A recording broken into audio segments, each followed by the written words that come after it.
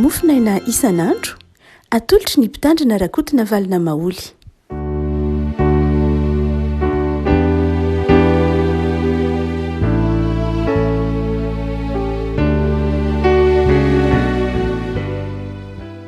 Fifaliana no era-panatsika tratra zoma fa 8 ny volana novambra ity. Ny mofinaina valahatra antsika dia ny bokin'ny Zakaria mpaminany. Zakaria 7, Zakaria 7:9 ka hatrahatra ny 9:11. Amin'ny anaran'i Jesosy. Ary tonga tamin'i Zakaria ny tenin'i Jehovah nanao hoe: izao no lazain'i Jehovah tompony maro, manao afitsarana marina, ary samy mifampianatra sy mifamindra fo amin'ny rahalahiny avy. Ary aza mampahory ny mpitondra tena na ny kamboty na ny vahiny na ny manitra, ary aza misy mihevitra ao am-ponareo anisy ratsy ny rahalanareo ianareo. Nefa tsy netiniany ireny, fa nampihemotra ny sorony, ary nataony lalo talovana ny sofiny mba tsy handre.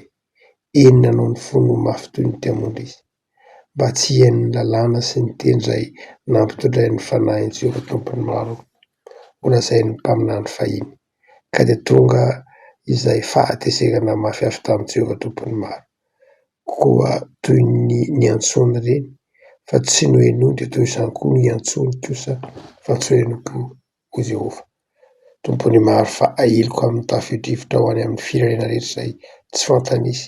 Toy izany no malao ny tany taoriny, ka tsy nisy olona nandroso na niverina, fa nahatonga ny tany mahafinaritra ho tany lao.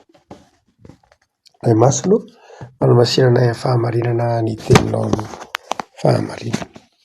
Amen.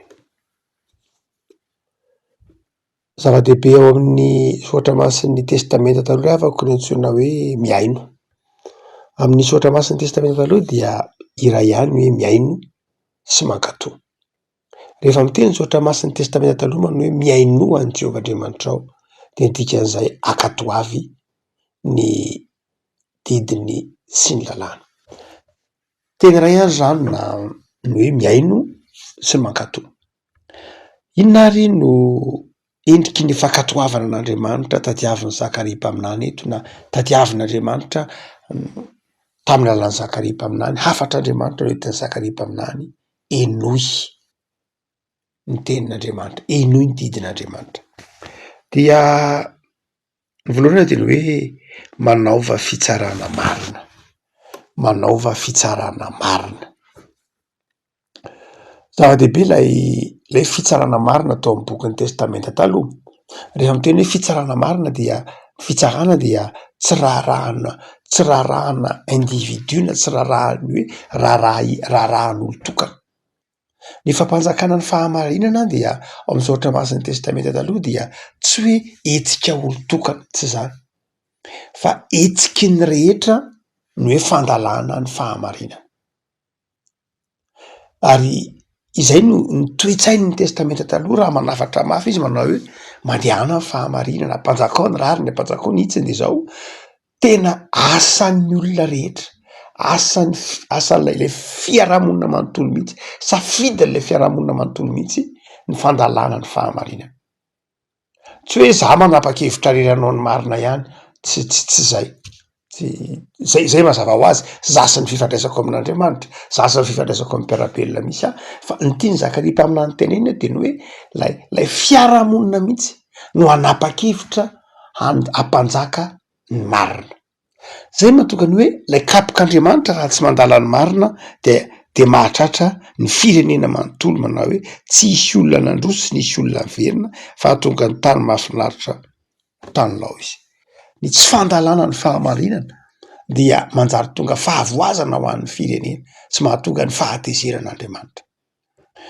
Anankiray amin'izay ataontsika hoe toetra an'Andriamanitra, efa indray hamakitsika efa niresaka teto mbona ataontsika hoe attribut de Dieu. Misy maha-izy azy an'Andriamanitra nampitainy amin'ny zavaboary. Misy toetra an'Andriamanitra nitazonan'Andriamanitra ho azy, zany hoe tsy hoe nitazonan'Andriamanitra fa tsy zakany maha-olombelona antsika, fa misy kosa toetra an'Andriamanitra izay nitakiny napetrany ao anatintsika, dia ny fitiavana ny fahamarinana, fandalàna ny fahamarinana. Io dia toetra izay raha ohatra ka jerena amin'ny maha olombelona de mety hoe voajanahary mihitsy satria na fiarahamonina zay mety hoe tsy mpivavaka ary dia manana soritra fandalana ny fahamarinana na dia firenena mbola tsy nahafantatra an'Andriamanitra ary dia manana soritra ao anatiny eo fandalana ny fahamarinana takatsika malagasy ny teny manao hoe fisaka ny marina aza loha samangina ny jerena fa Andriamanitra ao tampony loha zany hoe lay toe-tsaina mihitsy hoe io lay mety ho mahamarina teolozia ny Madaka manao hoe misy zavatra nge ao anatin'ny loha tsy tena simba ny fahotany ao anatin'izany ny fanajana ny fahamarinana fa mihoatra lavitra noho izay karazan-drazana fahamarinana filozofika izay hitatsika amin'ny fiarahamonina tsy mivavaka izany no takin'ny tenin'Andriamanitra eto fa tena fahamarinana araka an'Andriamanitra fahamarinana araka an'Andriamanitra ny fahamarinana araka an'Andriamanitra dia fandalanao fanaovanao ny marina fa izao koa fanaovanao zay tokony ataonao tsy hoe tsy manota tsy hoe tsy manao lay ratsy fotsiny ianao fa tena manao ny tsara mihitsy dia hoy ny afatra voalohany nampitondra ny Zakaria mpaminana antsika am'izao mofinainy zao de zao hoe manaova fitsarana marina ajao ny fahamarinana ny fitsarana eny amin'ny fitsarana marina iny fa ny masonao koa rehefa mba mijery ny namanao de mba manana fijery marina ny aminy manana fijery mazava ny amin'ny namanao raha ohatra ka mijery ny namanao anao raha ohatra ka mitsikera zay mety ho fomba fijery ao anivon'ny fiarahamonina fomba mitsikera izay mety ho fomba fandehan-tsara atao amin'ny fiarahamonina de zao jereo amin'ny marina jereo amin'ny solomaso ny fahamarinana zany dia hoy Zakaria mpaminany manao hoe aokinareo ifampiantra sy ifamindra fo raha ohatra ka fahamarinana tsy misy fiantrana sy famindrampo de legalista tahaka ny fariseo zany hoe ny fariseo sy ny sadoseo de ataotsika hoe manaja ny lalàna am'izay eritreretina izy de zao legalista izy zany hoe ny lalàna indray natao ho topoin'ny olona satria tsisy famindrampo tsisy fahalemem-panahy dia mienjana sy midiridiry ao anatin'ny lalàna mazava tsara mihitsy hitatsika ny tantaran'i Jesoa sy ny mpianatra izay nona ka nandeha nioty salohim-barin'ny sabata nahatezitra ny fariseo Jesoa nanasitrana ny olona malemy tanana tamin'ny andro sabata nahatezitra ny fariseo Jesoa niteny tam'ilay vehivavy azo olatarana ny jangajanga hoe tsy manameloka anao mandehana fa aza minota intsony nahatezitra ny fariseo zany hoe aleon'ny fariseo mahita lalàna ajaina tsy prieny ito zay mahita olona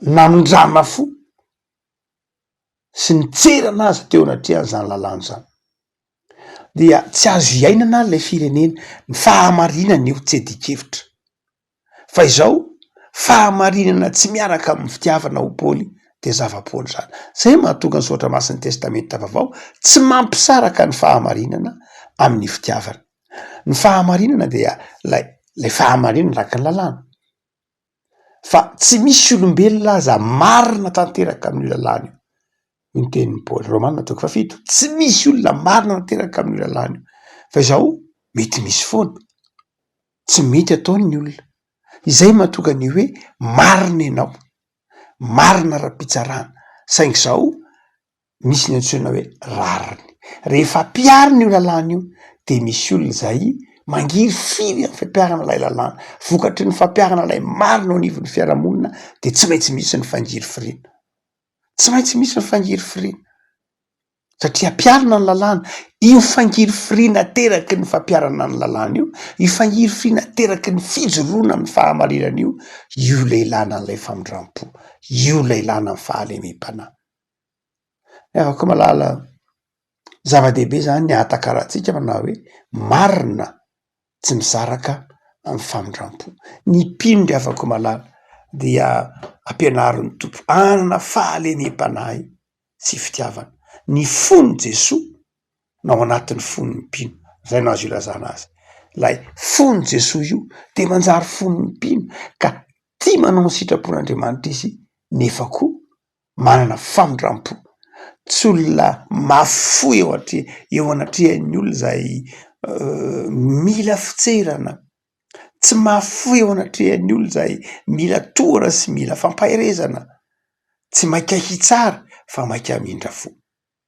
Reafako toetra faharoa zay resahan'ny Zakaria mpaminany eto andrasana amitsika. Ny fahatelony de izy manao hoe aza mampahory ny mpitondra tena na ny kamboty na ny fahiny na ny manitra. Toetra fahatelo de zao lay ataotsika hoe fitserana ny manitra, ny jiosy moa de nampianarina hanaja vahiny, hanaja vahiny satria ny tompony te taminy hoe nareo angefa mba amy vahiny tany an-tanin'olo nandritry ny taonjato efatra, vahiny tamy Babilôna koa, nefa tamy rehetreny de zao betsaka taminareo nahita fitity tamin'ny vahiny tamin'ny toerana zay ny vahiny iny. De Andriamanitra eto mampianatra manao hoe zany kristianina zany de zao olona manana fo mitsetra ny vahiny, ny kamboty, ny mpitondra tena sy ireo manana olana ara-piarahamonina isan-karazany. Hafa be ny fiarahamonina iainantsika ankehitriny satria fiarahamonina mikendry ny tombontsoa tsiraray. Ny olona de voataiza am'izao andro iainantsika zao eritreritra hoe aza manaiko ho maty antoko zany. Zany hoe ny fiarahamonina iainantsika rehetra de fiarahamonina manao zava-dehibe foana ny gain, manao zava-dehibe ny hoe aza manao zavatra raha tsisy tombony anao, aza manao zavatra raha tsy manaiky ho maty antoko, aza manaiky maty antoko zany. Any ndraindray ka manjary lasa tsy manaiky ho faty antoka fotsiny fa lasa manao tsindry azo lena mihitsy na manao tohatra fiakarana ny manitra sy ny sahirana. Dia afaran'ny tompo aza ny hoe aza manao ny toetra n'izao tontolo zao fa mba manana fo mitsetra, manana fo mangoraka, jereo reo mpitondra tena, jereo reo kamboty. Dia hoy ihany izy manao hoe tandremo tsara faefatra, aza mihevitra ny anisy ratsy ny rahalahanareo. Zany hoe aza manao teti-dratsy hanimba amin'ny fiainan'ny mpiray tampo ara-panahy aminao, aoka tsy misy anana tetika hanimbana amin'ny fiainan'ny hafa. Ary misy moa ny karazana areti-panahy tahaka zany, misy karazana areti-panahy zay tsy misy antony akory tokony tsy hitiavana an'le olona, le olona mety tsy nanisy ratsy azy akory, le olona tsy nanisy tsy nikazo tanana azy tahaka zany, ary mety olona tsy mifaingana sera taminy akory ary fa ohatrany tsy tiany fotsiny zao satria zay areti-panahy zay le tenenin'ny Paoly fialonana. Io lay areti-panahy io. Misy olona tsy tena fantatrao fa mety ho tsapanao fotsiny hoe manana zavatra tsy ananana izy de zao teraka ho azy lay fialonana satria tsy madio ny fo ary de manjary latsaka ao anatin'ny fialonana. Rehefa tafiditra ao anatin'ny loha ny fialonana de efa maty ao am-ponao sahady le olona elonanao. Jereo tsara ny taran'ny Kaina sy Abela, nialona i Abela i Kaina ary dia nieritreritra ratsy tao am-pony tao, namonony Kaina ny Abela de efa maty tao am-pony Kaina i Abela. Amin'ny fotoana akalanao ny namanao, amin'ny fotoana ialonanao azy de zao efa maty ao am-ponao izy. Mety velona mandehandeha eo anoloananao fotsiny izy fa ao am-ponao de efa maty izy. Ary raha misy fomba azona natao dia ampiarina lay fahafatesana ao am-po iny manjary tonga fahafatesana hita maso amina teny marary, satria ny teny marary mamono na koa amin'ny fikasihan-tanana na koa amin'ny fandravana ny fiainany mihitsy. Noho zany de manafatra mihitsy eto ny Baiboly manao hoe raha kristianina ianao de zao aza manana tetry-dratsy hanimba ny fiainan'ny mpiarabelona aminao, aza manana tetry-dratsy hanimba ny fiainan'ny namanao. Reo zavatra efatra reo zay mazava be tsara amin'ny Zakaria. Toy Zakaria manao hoe efa nampahafantarin'Andriamanitra nge zany didy zany fa tsy ny ain'ny olona. De avako nampahafantarina anao zay didy zay. Zany didy zany tsy hoe didy ho an'ny zanak'Israely tamin'ny andron'ny Zakaria mpaminany ihany fa didy sitrapon'Andriamanitra ho anao am'izao tanjoato zao. Dia hoy Zakaria manao hoe rehefa tsy nanajana zany ny olona fa no amafisy ny lohany de zao tezitry Jehova ka tsy haino ny vavaky ny olona. Tsy mihaino ny vavaky ny olona Andriamanitra satria tsy vavaky ny fitiavana, tsy vavaka teraky ny finoana, tsy vavaka teraky ny fahatokinan'Andriamanitra, fa vavaka izay ateraky ny fialonana, vavaka teraky ny fandrafinan'Andriamanitra fotsiny ihany. Misy zany fa angamba misy vavaka teraky ny fandrafinan'Andriamanitra eny tokoa. Misy vavaka izay ny fo tsy madio, ny saina tsy madio, ny fanahy tsy mitombona nefa mivavaka. Teo le tenenin'ny sampana fifoazana sy teneny manao hoe vavaka tsy mahaloaka lanitra na vavaka miambamba, satria vavaka izay tsy tononona amin'ny finoana. Raha tena manam-ponitsika zay zao, tia ny mpiarabelona amintsika, tia ny namantsika, re afako ny tompony hampahery anao. Jesoa lay maty tao amin'ny hazo fijaliana, Jesoa lay fameran-keloka, Jesoa lay fanasitranana, izay ny horenao, ny pitsiky ny fanahiny ao anatinao ka miteny aminao hoe anaka, mandehana amin'ny fahamarinana, anaka, mba manana fo miantra, fo mangoraka, anaka aza mba mieritreritra ratsy, mikasa ratsy ho amin'ny mpiarabelona aminao, de anana fiadanana ianao. Satria tsika efa nomeny Jesoa ny fiadanany, de haitsika izany toetra izany. Fa raha tsy nomeny Jesoa ny fiadanany tsika de tsy vitantsika izany toetra izany. Noho izany aza miteny hoe tsy vitsy izany Jesoa, vitsy izany satria Jesoa no manao izany eo amin'ny toerana misy anao. Efa nohamarininy Jesoa ianao, efa nohamasininy Jesoa anao, noho izany vitanao izany. Vitanao ny mamindra fo, vitanao ny mamela heloka, vitanao ny mifaly amin'Andriamanitra, vitanao ny manao ny marina, satria tsy ianao ny manao izany fa Jesoa ny manao izany.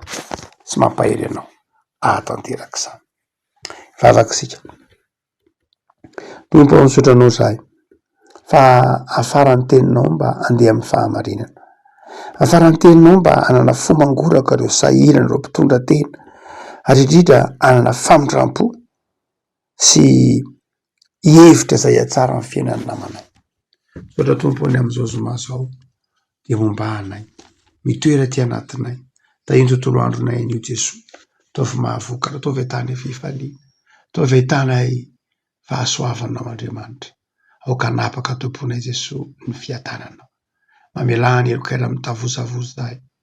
Jereo Jesoa ireo mpanaraka zao mofinainy zao, mivavaka ho an'ny isa-tokantrano zahay, vavaka ho an'ny mpianatra tompo, vavaka ho an'ireo ray aman-dreny tompo, vangy hoe ny isa-tokantrano sy trano mba hanana fo mifangoraka, mba hanana fo mifamela, mba hanana fo mahay mifaly sy matoky ny fitondranao. Jereo ny tanindrazanay, jereo ny isan'andronay Jesoa, ataovy mba fahasoavanao. Amen.